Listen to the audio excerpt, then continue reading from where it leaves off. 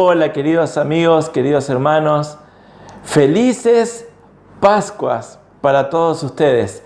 Hace 2000 años que venimos celebrando este día tan especial, esta gran noticia que el Señor ha resucitado. Y por supuesto que celebramos Semana Santa y por supuesto que celebramos este día tan especial, pero también lo hacemos todos los días de la semana, porque ahora sabemos que no solamente Cristo ha resucitado, sino que Él vive en nosotros y nosotros en Él. Para nosotros todos los días son felices días, porque ahora vivimos en aquel que es santo de verdad. Así que bienvenidos todos a la iglesia Cristo en nosotros. Hoy vamos a hablar, aprovechando este día tan especial, sobre la cruz de Cristo. Pero vamos a hacer un breve repaso en lo que venimos trabajando ya hace varias semanas. En Juan capítulo 15, versículo 5, Jesús nos decía: yo soy la vid, ustedes son los pámpanos o las ramas.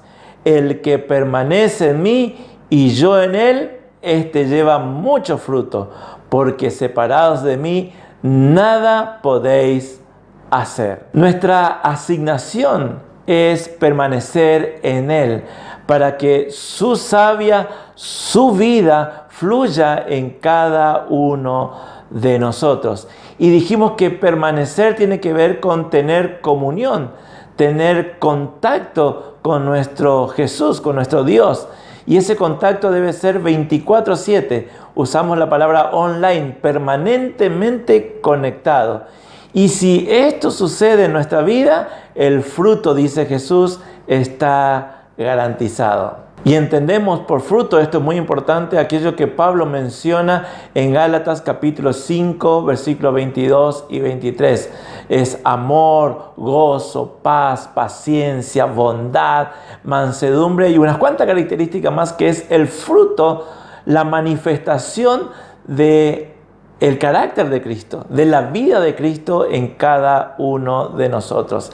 Y separados de Él, nada de esto vamos a tener, porque no se va a mostrar, no se va a notar la vida que ahora vivimos en Cristo Jesús. Pero la semana pasada, en nuestro encuentro presencial, vimos también que Dios el Padre es el labrador.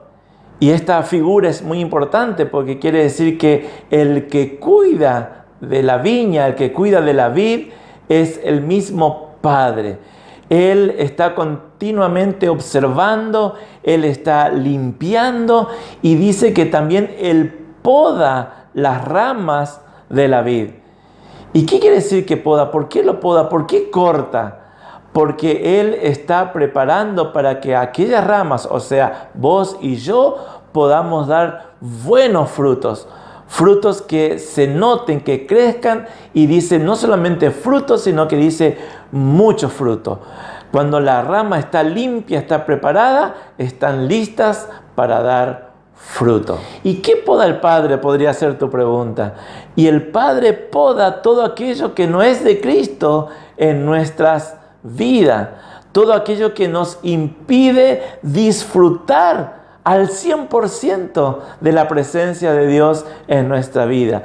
Dijimos que al permanecer en contacto con Cristo, al permanecer en comunión con Cristo, el Espíritu Santo nos va mostrando todos esos impedimentos y todo aquello que tiene que ver con nuestra carnalidad, con nuestro viejo hombre, con nuestro Adán que todavía está allí presente. El Espíritu Santo nos muestra para que podamos llevarlo a la cruz.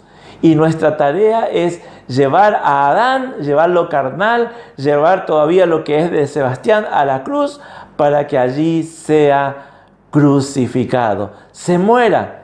Y entonces, solo entonces, podemos decir, como decía el apóstol Pablo: con Cristo estoy juntamente crucificado, ya no vivo yo, mas vive Cristo en mí. Y lo que ahora vivo en la carne, lo vivo en la fe del Hijo de Dios, el cual me amó y se entregó a sí mismo por mí. Gálatas capítulo 2, versículo 20. Pero hoy vamos a unir Juan capítulo 15 con Juan capítulo 20, que nos relata ese momento especial de el día de la resurrección, el día de Pascuas. Así que vamos a leer Juan capítulo 20. El primer día de la semana, María Magdalena fue de mañana, siendo aún oscuro, al sepulcro, y vio quitada la piedra del sepulcro. Entonces corrió y fue a Simón Pedro y al otro discípulo, aquel al que amaba Jesús, y les dijo: se han llevado del sepulcro al Señor y no sabemos dónde le han puesto. Bueno, hice una pausa especial en mi lectura en ese momento que dice aquel al que amaba a Jesús. Juan se está autodescribiendo, y qué bueno tener esa seguridad. Juan, aquel discípulo que Jesús amaba. Juan estaba seguro que Jesús le amaba. Nosotros estamos seguros que Jesús nos ama. Yo estoy seguro que Jesús me ama. ¿Y vos estás seguro que Jesús te ama? Quiero que hoy puedas salir después de escuchar esta reunión, después de participar en nuestra reunión, firmemente convencido, seguro de que Jesús sí te ama. Y si tenés que escribir algo en el Facebook, en las redes sociales, podés poner Sebastián, el discípulo que Jesús ama. Y poné tu nombre allí. Sí, no ponga mi nombre, podés poner tu nombre al igual que Juan. Bueno, nos cuenta que María Magdalena fue muy temprano de mañana a visitar el sepulcro de Jesús.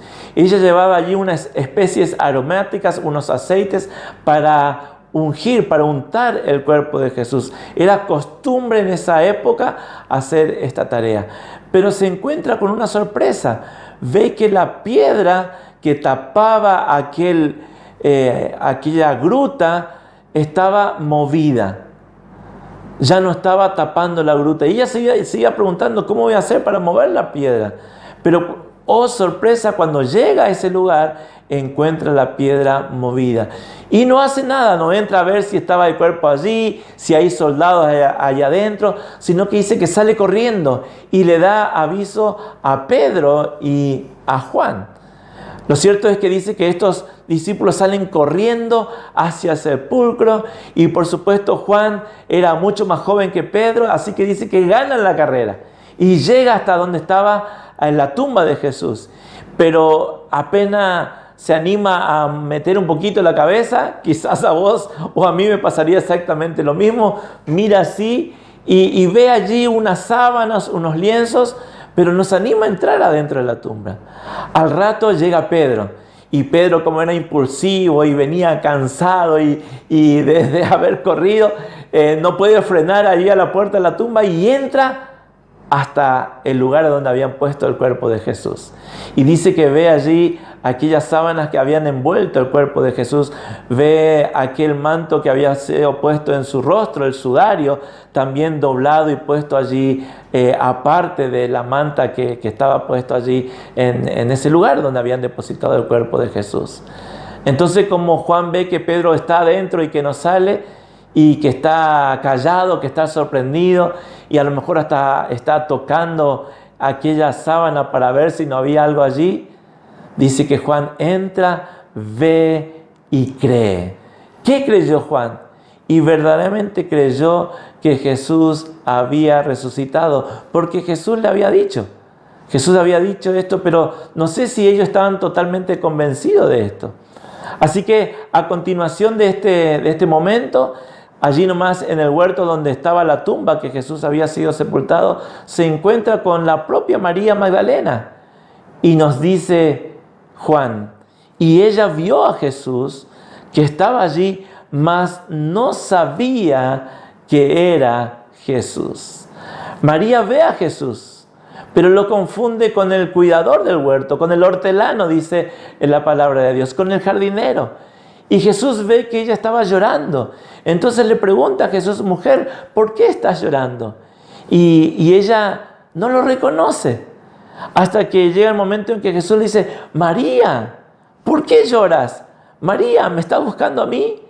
Entonces ella escucha la voz de su maestro, ella lo reconoce y por supuesto que no puede olvidar aquella voz que un día ordenó que 7 espíritus inmundos, 7 demonios salieran de su propio cuerpo. Y dice que Jesús va a ella y la quiere abrazar.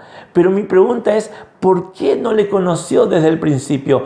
Jesús había cambiado, la muerte en la cruz le había hecho algún cambio físico, había provocado alguna transformación en él.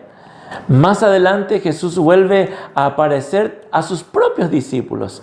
Dice que ellos estaban en un lugar encerrados, muertos de miedo, miedo a los judíos, miedo a los romanos, tenían miedo de terminar al igual que Jesús crucificado. Y dice que Jesús, atravesando las paredes, Juan capítulo 20, versículo 19, Jesús le dice, paz a vosotros. Y cuando les hubo dicho esto, le mostró las manos y el costado, y los discípulos se regocijaron viendo al Señor. Pero claro, uno lee así y dice, qué bueno. Ellos inmediatamente se dieron cuenta que es Jesús, pero Mateo amplía un poco más el relato y nos dice lo siguiente: y cuando le vieron, le adoraron, pero algunos dudaban. Algunos dudaban. Por lo tanto, Jesús lo que tiene que hacer es mostrarle las marcas de su cuerpo, las marcas de la cruz, las marcas de la muerte. Y finalmente también Marcos nos relata un poco más de lo que sucedió ese día. Finalmente se apareció a los 11 mismos, estando ellos sentados a la mesa, y les reprochó su incredulidad y dureza de corazón, porque no habían creído a los que le habían visto resucitado.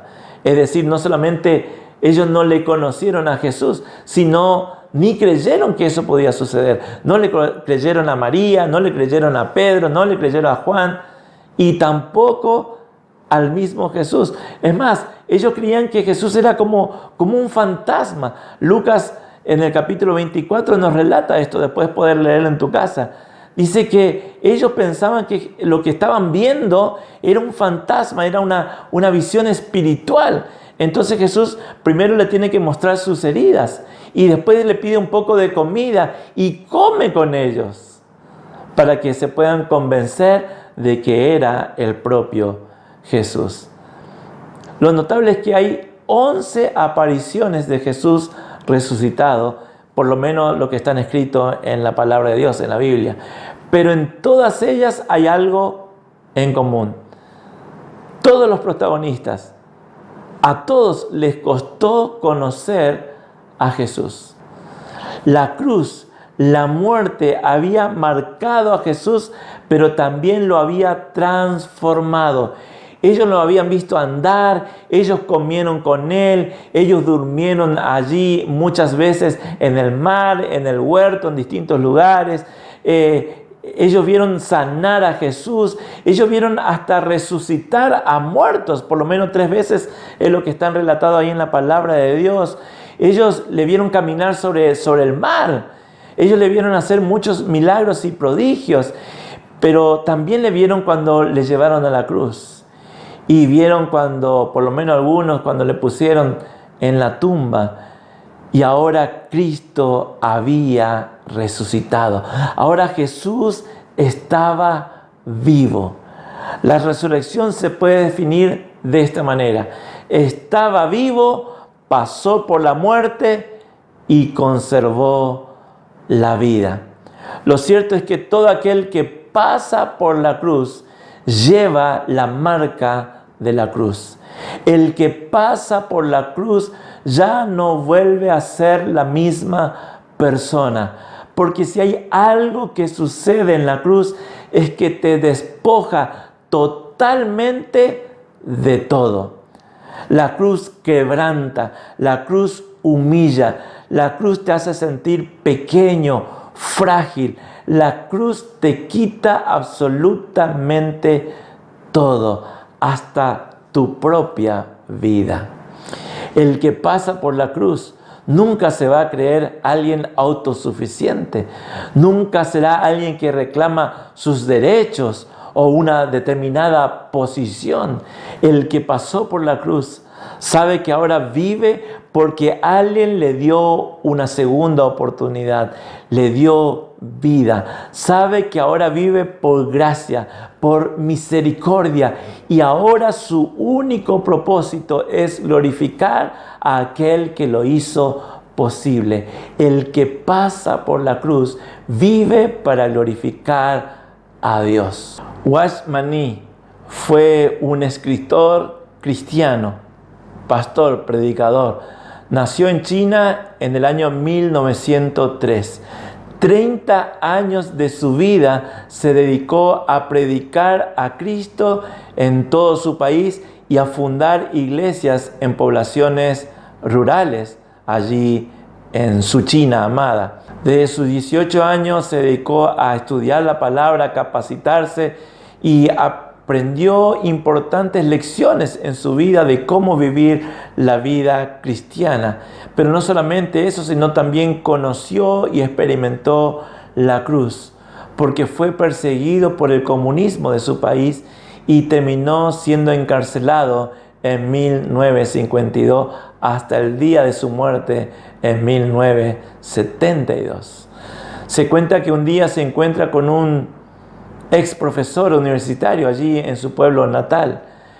Ni ya estaba con su salud totalmente deteriorada. Dice que caminaba con muletas y a veces era arrastrado de un lugar a otro en una camilla, totalmente incapacitado de volver a caminar o de poder levantarse por sus propias fuerzas. Entonces este profesor dice que lo mira y le dice: mira, Watchman, ¿cómo has perdido todo por seguir a este tu Dios? Fuiste un estudiante brillante y hubieras sido un gran profesional, pero por seguir a este Jesús, mira cómo estás. Ya no puedes hacer nada por tu propia cuenta.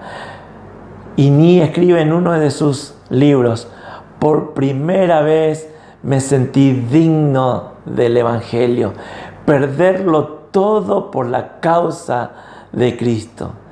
El 30 de mayo de 1972, Watchman Nee llega al final de sus días aquí en esta tierra. Sirvió a Cristo a expensas de su propia vida. Los guardias, al ir a revisar el lugar donde él escribía, donde él dormía, dice que encontraron debajo de su almohada un pedazo de papel que tenía grandes caracteres, grandes letras en su idioma, por supuesto, escrito con su mano temblorosa, y decía esto, el papel que encontraron: Cristo es el Hijo de Dios, quien murió por la redención de los pecadores y resucitó después de 3 días. Esta es la verdad más grande que hay en el universo. Muero a causa de mi fe en Cristo. Estoy absolutamente convencido de algo: que esta pandemia fue un gran freno que Dios utilizó para tratar con su iglesia, para llamar nuestra atención, para que volviéramos a enfocarnos en lo que es importante, enfocarnos en Cristo Jesús. Con la cuarentena no se cerraron iglesias, como muchos están acostumbrados a decir. No, se cerraron los templos, se cerraron los salones, se suspendieron todas nuestras actividades, congresos, campamentos, encuentros, como quieran llamarlo. Se suspendieron nuestras agendas. Entonces la iglesia entró en crisis. Las personas mismas ya no sabían qué hacer y no sabían cómo seguir viviendo la vida cristiana o cómo seguir expresando su fe. Pastor, ¿cuándo vamos a volver a reunirnos? Me mandaban mensajes los hermanos. ¿Cuándo vamos a volver a la iglesia? Decían, por ir al templo. Y otros me decían: ¿y ahora cómo vamos a seguir nuestra vida cristiana? Que nos cerraron todos nuestros lugares de reunión. Increíble, ¿verdad? Se olvidaron que la única tarea que tiene la iglesia es compartir a aquel que es la vida de la iglesia, compartir a aquel que es la razón de la existencia de la iglesia, porque el Evangelio no es una doctrina, no es una filosofía de vida, tampoco es una lección a aprender. Tampoco es un lugar donde nos encontramos para alcanzar la paz. Eso podemos dejar para otras doctrinas. El Evangelio es una persona y su nombre es Cristo Jesús. Y Él es quien mostramos o debemos mostrar a través de nuestra vida. En Él nos reunimos. Cuando nos juntamos, ya sea en las redes sociales, ya sea en un determinado lugar, en una plaza, al aire libre, donde sea, nos reunimos en Él, porque Él nos convocó. Él es el que nos convoca para estar juntos como su cuerpo, como la iglesia. La iglesia, y mucho más en estos últimos años, se ha convertido en una expresión en cierto punto de vista humana, una simbiosis, una mezcla entre lo sagrado y lo profano. Hay algo de Dios, pero hay demasiado de lo humano. Y saben, lo humano, lo que a mí me gusta, lo que yo pretendo, lo que yo creo, lo que yo interpreto, no tiene lugar en la iglesia del Señor. Lo dije. Alguien lo tenía que decir, lo dije. Porque todo lo que no es de Él, todo aquello que no refleje, no exprese, no lleve fruto, el Padre lo cortará. Y el Padre hoy justamente nos está diciendo, tienes que llevar todo a la cruz.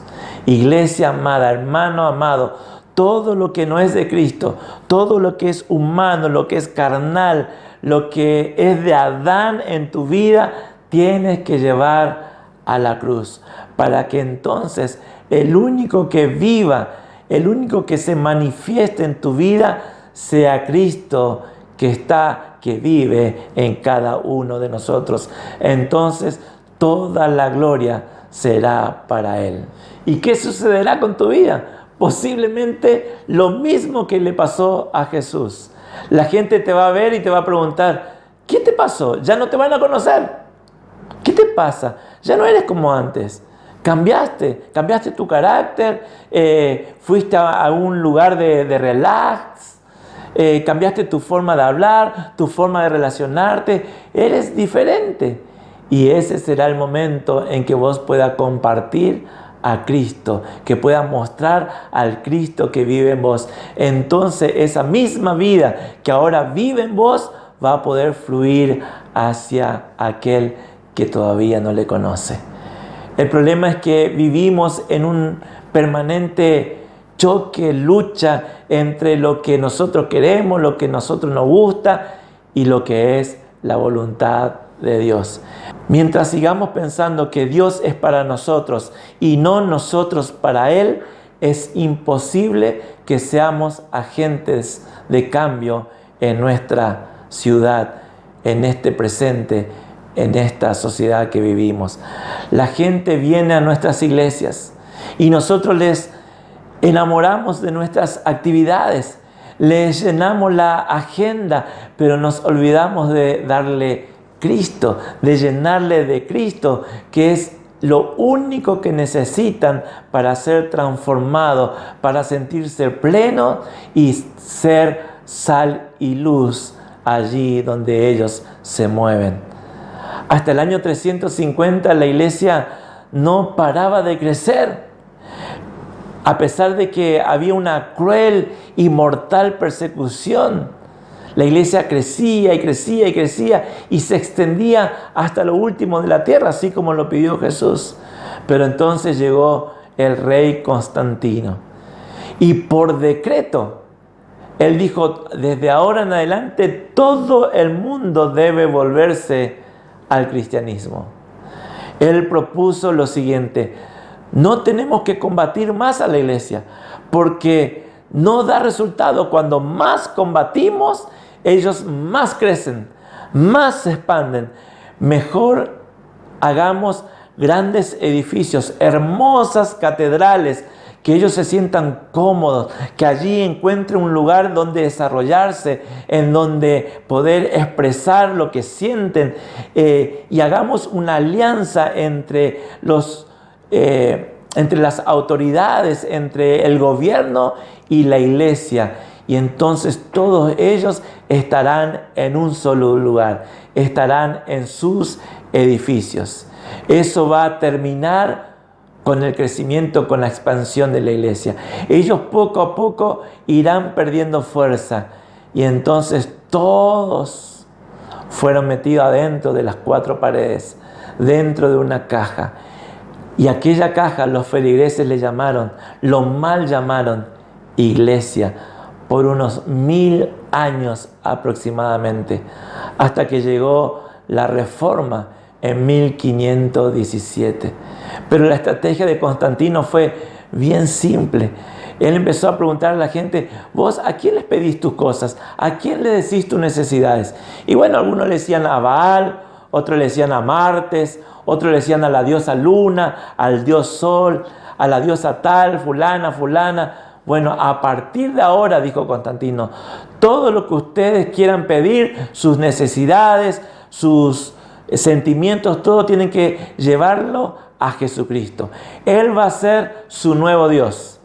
Entonces la gente iba a un Dios que no conocían, que nunca lo experimentaron, pero ahora sí podían pedirle lo que ellos creían necesitar. Un espíritu que se conservó y se conserva hasta el día de hoy en muchas de nuestras iglesias. Un Dios tipo lámpara de Aladino. Él está a mi disposición para lo que yo necesite. Solo es cuestión de frotarle de forma correcta. Entonces sale allí el genio de la lámpara y te dice: sí, amo, pídeme lo que quieras que yo te lo voy a dar. Bueno, entonces, ¿qué hicimos nosotros? Nos pasamos la vida inventando formas de frotar la lámpara para que entonces el genio se sienta agradado y salga y nos conteste cada una de nuestras peticiones. Y poco a poco, esto trajo una mezcla entre los valores cristianos y aquella cultura greco-latina, generalmente vinculada con el poder, donde la gente seguía manteniendo el culto a sus propios dioses, aunque creían que estaban adorando al verdadero Dios. Si hay una definición bien simple de pecado, es independencia de Dios. Hacer lo que yo quiero y no lo que Dios quiere. Todo esto nos hace sentir de que estamos siguiendo a Dios, pero al final del día nosotros tomamos nuestras propias decisiones independientemente de la voluntad de Dios. Las Escrituras dicen que fuimos creados para la gloria de Dios. Romanos capítulo 11, versículo 36. Porque de Él y por Él y para Él son todas las cosas. A Él sea la gloria por los siglos de los siglos. Amén. Y también en 1 Corintios capítulo 29, versículo 11 dice lo siguiente: Tuyos son, Señor, la grandeza y el poder, la gloria, la victoria y la majestad. Tuyo es todo cuanto hay en el cielo y en la tierra. Tuyo también es el reino y tú estás por encima de todo. Vivimos, mis queridos hermanos, mis queridos amigos, vivimos con el objetivo, con la meta de llevar gloria a Dios en todo lo que hagamos. Y la única forma de que el Padre sea glorificado es que nosotros, estando en su Hijo, en Cristo Jesús, hagamos lo que Él quiere que hagamos. Para eso, Adán debe morir. Nuestro yo debe morir, para que Cristo viva en mí y todo lo que yo haga sea lo que Él quiere. Cuando poco a poco vamos descuidando este concepto, la fe en Dios se va debilitando. Juan capítulo 5, versículo 44 dice así: ¿Cómo va a ser posible que ustedes crean si unos a otros se rinden gloria, pero no buscan la gloria que viene del Dios único? Jesús le estaba diciendo: cuando ustedes ya no buscan que Dios sea glorificado, es decir, cuando nosotros mismos estamos buscando los aplausos, los halagos, los reconocimientos, una determinada posición, Todo eso es lo que Adán quiere y busca. A usted lo único que le va a suceder es que se van a volver incapaces de creer en Jesús. Le estaba diciendo el propio Jesús. Escuchen esto, está bueno. Dios no vino a librarnos de lo que a nosotros nos gusta, sino de lo que a Él no le gusta. Él vino para establecer su reino, su gobierno sobre nuestras vidas, que en definitiva es lo único que glorifica a Dios. Eso significa que el único que debe recibir todos los aplausos en nuestra vida es nuestro Señor, nuestro Dios. Jesús dijo: mi alimento es hacer la voluntad del Padre. Jesús no tomó su cruz en el Vía Crucis o en el Calvario. No, Él tomó la cruz el primer día de su vida, porque Él vivió para hacer la voluntad de su Padre. Y para terminar, dice Pablo en la carta a los Romanos, en el capítulo 6, lo siguiente: sabemos que nuestra vieja naturaleza fue crucificada con Él, para que nuestro cuerpo pecaminoso perdiera su poder, de modo que ya no siguiéramos siendo esclavos del pecado, porque el que muere queda liberado del pecado. Ahora bien, si hemos muerto con Cristo, confiamos que también viviremos con Él, pues sabemos que Cristo, por haber sido levantado de entre los muertos, ya no puede volver a morir. La muerte ya no tiene dominio sobre Él.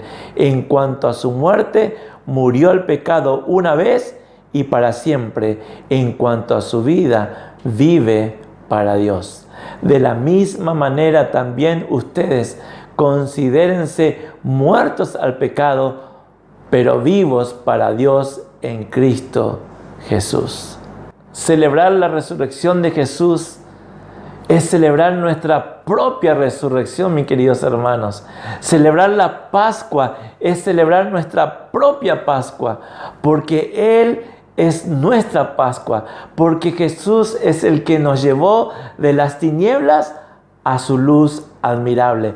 Él nos sacó del camino hacia el infierno y ahora nos puso en Él, y Él camina hacia el Padre.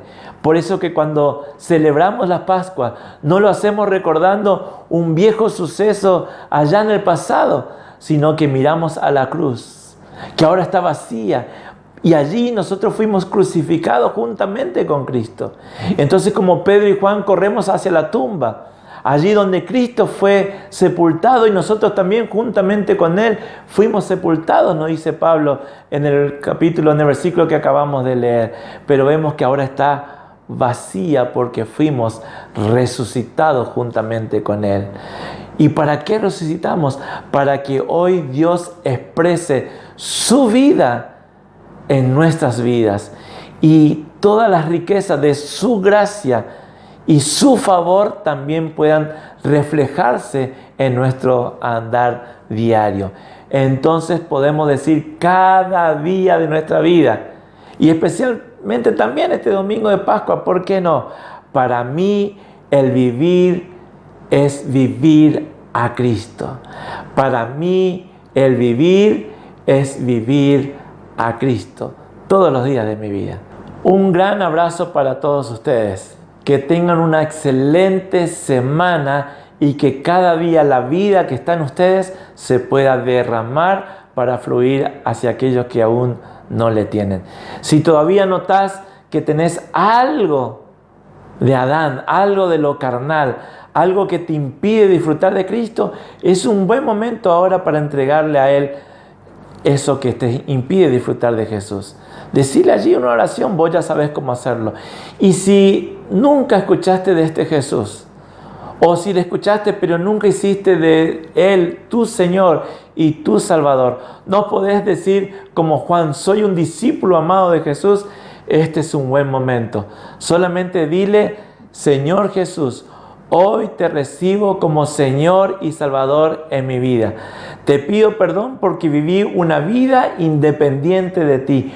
Hoy quiero vivir en tus brazos.